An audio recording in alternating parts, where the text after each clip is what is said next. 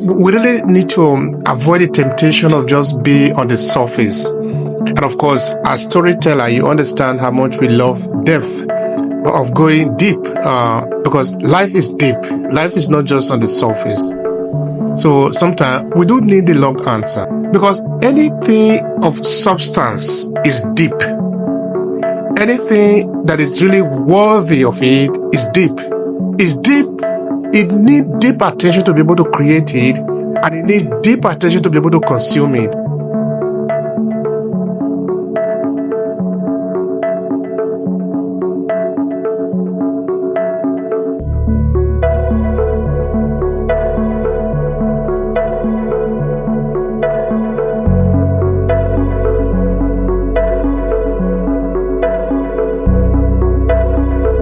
Once we commit to something, and we commit to doing it well, we have to do the work. And often doing the work, we have to learn things, and we have to be patient with learning. But once we master and gain mastery of a thing, we can put it to work for us.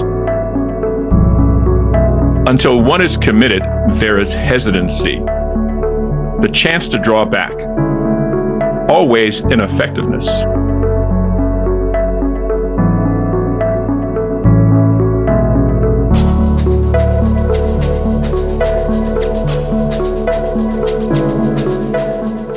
Being a technologist, as I think of myself as a technologist, and I've got a tech stack of tools that I use. I know Obehi has a tech stack that's deeper than mine, of all the things that we have the capacity to use to help us accomplish more in the daily work that we do to grow our businesses. When I added storytelling to my tech stack, I did it because I realized that story is the oldest tool that we have at our disposal. It's old as dirt. Before we could speak, we were drawing on, with charcoal on cave walls, the story of what a day in the life was about 100,000 years ago. There's no technology on my desk in front of me that's as old as story. So I've taken all those lessons that I've learned from all those people that shared them, and I've put them together. All the facets of story, really to help people realize that it's not the new technology that we should be all excited about. It's that humans are wired for story, and it's the oldest tool that we have at our disposal. That's a long answer, but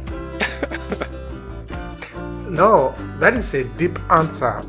That is, we really need to avoid the temptation of just being on the surface. And of course, as storyteller, you understand how much we love depth, of going deep, because life is deep. Life is not just on the surface. So sometimes we do need the long answer. I do hear people complain often that we don't have time to listen, but I don't think it's right. We have time. Only that just sometimes we do waste our time a lot, just jumping from one task to the next. Tasks that might not necessarily be adding value to our life. Because anything of substance is deep. Anything that is really worthy of it is deep. It's deep. It needs deep attention to be able to create it, and it needs deep attention to be able to consume it. You just cannot jump in and jump out and you say you have gotten it. No, you need time. You need dedication. You need to repeat it a number of times. There are some episodes on YouTube that I listen to. This episode, sometimes it's up to 3 hours, but I've listened to it a number of times. Of course, there are some episodes that are there also on YouTube, maybe like 3 minutes, that I can't even finish. It depends on what we are looking for. If I get the right information, then I can really stay there and really stay hooked on the screen. So thank you for that sharing. It is good to be deep. I think before we went on air, I was honoring Obi with being amazing, because I think he is. And if I could bring how I think of that, because it builds on what he just said, and it's the idea that once we commit to something and we commit to doing it well, we have to do the work. And often doing the work, we have to learn things, and we have to be patient with learning. But once we master and gain mastery of a thing, we can put it to work for us. And that requires, in order to gain mastery of story, in order to gain mastery of brand development, in order to gain mastery of building a community, a thriving community of raving fans for your offer, it takes commitment. And there's a guy from the 1400s, lived in Germany, and if you bear with me for a second, I'm just going to read a little bit of his quote. Please go ahead. We have the time.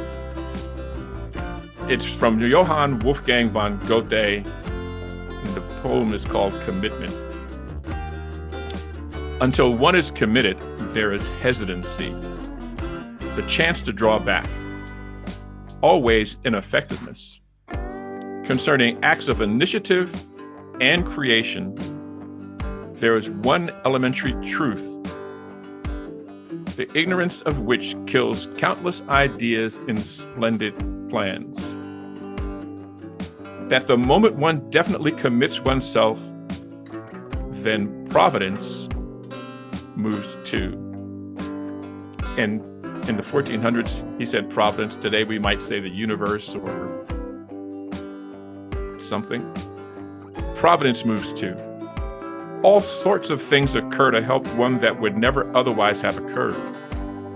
A whole stream of events issues from the decision, raising in one's favor all manner of unforeseen incidents and meetings and material assistance which no man could have dreamt would have come his or her way. Whatever you can do or dream, you can begin it. Because boldness has genius, power, and magic in it. Begin it now. That's commitment. And my commitment to story is learning all I could about story, and thus coming up with this 4-part harmony of story: listen, build, tell, and do. Obi has done this amazing the African storytelling for the African diaspora. I'm just enchanted with it because it is such a important effort. It's aggregating the stories of the African diaspora in one place. At some point in the future, there'll be hundreds and hundreds of episodes that other people can learn from the stories that are being archived, these artifacts of brilliance and brilliant people from the African diaspora. That's commitment. It takes commitment to do amazing. And each of us has the same opportunity, because when we take the opportunity, then the universe moves to help us, and all manner of unforeseen events happen for us. And the beautiful part of that poem is that boldness. Be bold. Think big. Reach beyond where you think you can grab. And then hire a coach. You can hire me, you hire Obi. We'll help you. We've done it. But have that coach to hold you accountable. Yeah. All right. So thank you so much for that response. That is really highly valuable.